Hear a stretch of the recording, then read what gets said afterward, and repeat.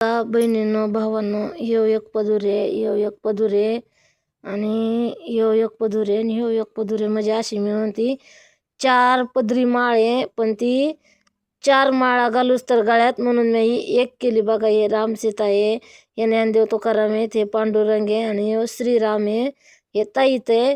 तर बघा इथं तुम्हाला कसं दिसतंय, एकच आहे ना. मग ती माळ 4 पदरी आहे. ही माळ होती 8 पदरी, म्हणजे ही 2 पदार, ही 2 पदार, ही 2, ही 2 असं होतं. मग ती एक एक करून सगळं 4 पदरी केलंय मला ते. आणि मी हे काढून ठेवू शकत नाही बाजूला, कारण ही माझं जसं जन्म झालाय तसं मी खाल्लंय का नाही ती सांगता नाही यायचं. पण मला जसं कळायला लागलं ना तसं मी हे मटण खाल्लं नाही, आणि कसं असतं ते आपल्याला माहीत बी नाही, आणि माझ्या मालकाने पण सोडून दिलंय. त्यामुळं असं काही कोणी कमेंट करू नका बाबा की ही कमी कर.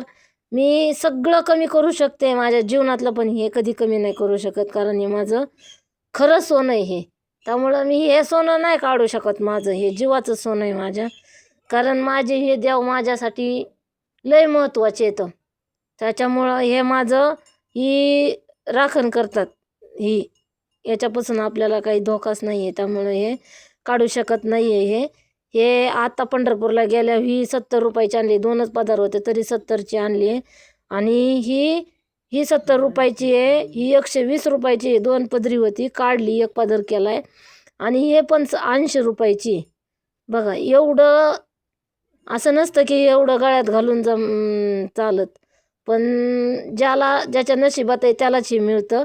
असं काही कोणाच्या नशिबात नाही घालायचं. त्यामुळं मला काही कमी करायची सांगू नका बाबा, मी काय कमी करणार नाही. अशी काही कमेंट करू नका, ताई गळ्यातली माळ कमी करा म्हणून.